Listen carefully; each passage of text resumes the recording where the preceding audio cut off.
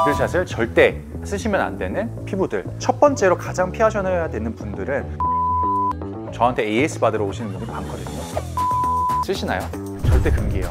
절대 같이 바르면 안 되는 것들이 있어요. 제품 아예 쓰지 않는 걸 추천드리고요. 오늘은 리들샷입니다.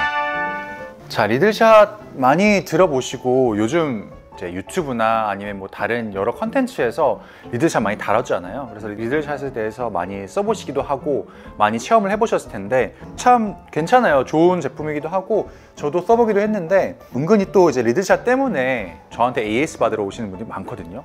이거 리들샷이 왜 이렇게 발음이 안 되지? 리들 굉장히 효과도 좋지만 부작용도 굉장히 무시할 수 없다고 생각해요. 그래서 그런 리들샷을 절대 쓰시면 안 되는 피부들, 썼을 때 나오는 심각한 부작용들에 대해서 조금 경고하고자 오늘은 영상을 시작해 보려고 해요. 구독, 좋아요, 그리고 알림 설정까지 부탁해요. 기본적으로 리들샷이 뭔가에 대해서 간단하게 설명을 드리면은 실리카라는 날카로운 바늘 성분을 정제를 해가지고 그거를 로션에 담아서 이제 바르는 건데, 옛날에는 이제 스피‌큘이라고 해가지고 해면 있잖아요, 스폰지, 해양생물 스폰지를 조금 갈아가지고 정제해서 만들었던 것들이 유행을 했었고, 그것이 돌고 돌아 다시 또 리들샷이라는 제품으로 변형이 돼가지고 또 유행을 하는 거거든요. 리들샷 쓰니까 엄청 따끔따끔하더라고요. 맞아요. 일단은 바늘을 얼굴에 뿌리는 거잖아요. 얇은 바늘들이 그 피부에 박히는 거거든요. 남자 같은 경우는 이제 표피의 두께가 한 0.5mm, 여자 같은 경우는 0.3mm에서 0.35mm 정도 되고요. 이 리들샷이 바늘의 이제 길이가 0.15mm 정도 돼요. 표피 자체를 뚫을 수 없고 표피 자체에 이제 좀 박혀 있는 형태로 되는 거죠. 그러니까 피부 표면에 있는 각질층에 이 바늘들이 박히게 되고, 이 박힌 틈 사이로 좋은 성분들을 침투하게 만드는 그런 목적이라고 생각하면 돼요. 그래서 바늘을 찔러서 결국 자극을 주니까 각질이 다시 좀 재생이 되는 효과가 좀 있고, 그러니까 피부가 매끈해 보일 수 있는 거죠. 조금 어려운 말로는 각질의 턴오버를 빠르게 한다, 이렇게 이해하시면 될 것 같고, 병원에서 하는 해초 필링이나 MTS 이런 거 들어보셨을 텐데 다 같은 원리라고 생각하면 돼요. 지금 100이랑 300이랑 좀 단계가 높아지잖아요. 맞아요. 이거는 농도예요. 100이라는 거는 한 번 짰을 때 100개의 바늘이 들어있다, 300개는 300개의 바늘이 들어있다, 간단히 이해하시면 될 것 같거든요. 그래서 100은 하루에 한 번, 300은 3일에 한 번, 700은 7일에 한 번, 좀 직관적으로 이해할 수 있게 이제 설명을 해놨는데, 견딜 수 있을 만한 자극, 그리고 어느 정도 효과가 있는 정도, 그거를 조금 조절을 해서 써야 되지, 꼭 100이라고 해서 하루에 한 번, 300이라고 해서 3일에 한 번, 이건 아니에요. 100을 한 이틀에 한 번 정도 써보시고 문제가 없다 하면은 매일 써보시고, 매일 써도 문제가 없다 하면 300을 3일에 한 번 써보시고, 그런 식으로 단계적으로 올라가다가 문제가 되는 곳에서는 다시 또 내려가고, 리들샷을 효과를 보고 어느 정도 매끈해졌으면 좀 휴지기를 갖는 게 좋다고 생각해요. 계속 자극을 주면 안 되기 때문에 권장하는 그런 건 없지만 한 3개월 정도 써보시고 괜찮으면 한두 달은 좀 쉬고, 그러다가 다시 좀 써보시고, 유용하게 건강하게 잘 쓰면 되게 도움이 되는 제품이에요. 그래서 어떻게 쓰면 되냐를 좀 간단하게 얘기를 드리면은, 감염 위험이 있기 때문에 손도 얼굴도 깨끗이 세안을 한 다음에 일단 쓰셔야 되고요. 리들샷을 짜고 얼굴에 바르되 이게 바늘이 있기 때문에 막 비비면 또 민감해질 수 있어요. 그래서 한 번 정도 도포를 한 다음에 살짝 터치해서 눌러주는 느낌으로 하시면 되고요. 설명서 읽어보시면 들어가 있는 것들이 표시가 돼 있어요. 뭐 병풍 추출물이라든지 아데노신, 나이아신 아마이드, 히알루론산 이런 것들이 포함되어 있거든요. 같이 넣었을 때 좀 안전한 것들을 넣었을 거 아니에요. 그래서 그런 것들을 성분을 파악을 하시고, 내가 가지고 있는 화장품 중에 좀 잘 맞았던 것들이 있겠다 했을 때 병용을 하셨을 때 더 시너지가 있는 효과를 줄 수 있어요. 저희가 인터넷에 떠도는 부작용들을 좀 가지고 왔거든요.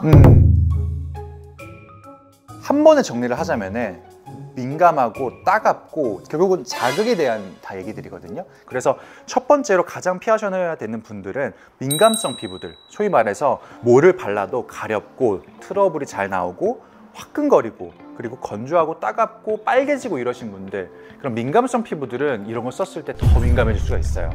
더 이제 얘기 드리면 민감성 피부 중에 염증이 있는 사람들, 건선이 될 수도 있고요, 여드름이 될 수도 있고요, 그 다음에 아토피, 홍반 피부, 홍조 피부, 주사 피부염 피부를 갖고 계신 분들도 있을 거고요. 또 절대 쓰시면 안 되는 분들 중에 하나가 기미가 좀 심하신 분들.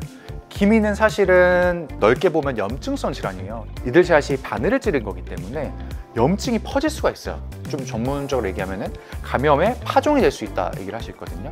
그래서 또 좀 주의하셔야 될 게 편평사마귀, 표피에서 이제 발생하는 바이러스 때문에 생기는 질환이거든요. 바이러스가 뭉쳐있는 그 덩어리를 바늘로 찔러서 바이러스가 퍼져나가게 되면 얼굴 전체에 편편사마귀가 다 퍼지는 그런 경우도 이제 있을 수가 있어요. 그래서 이런 피부 질환을 가지고 계신 분들은 절대 금기예요. 이런 걸 했을 때 그 염증이 더 악화가 될 수도 있고 더 민감해지고 나빠질 수가 있기 때문에 병원에 가셔서 해결을 하고 이제 리들샷을 써보는 걸 이제 추천을 드립니다. 그리고 두 번째로는 이제 피부과 시술을 받거나 홈 디바이스 기기 쓰시는 분들 요즘 많아요. 홈 디바이스 기기 쓰시나요? 네, 디바이스 쓰시는 분들은 그것도 결국은 자극이거든요. 결국은 자극을 줘서 새로 재생을 만든다는 원리는 똑같기 때문에 리들샷이랑 같이 디바이스를 쓴다 이러면은 그 민감함과 따가운 건조함 이런 것들이 굉장히 심하게 나타날 수가 있어요. 그래서 피부과 시술을 받고 있거나 홈 디바이스를 쓰고 있거나 하신 분들은 절대 같이 쓰지 마시고 그게 다 끝난 다음에 좋은 피부 상태에서 쓰시길 바랍니다. 절대 같이 바르면 안 되는 것들이 있어요. 레티놀 제품, 비타민C 제품. 레티놀이나 비타민C도 그 각질들을 제거를 하고 새로운 각질이 올라오게 만든 제품들이거든요. 근데 아까도 얘기 드렸죠. 리들샷이 새로운 각질을 만들게 해주는 거라고.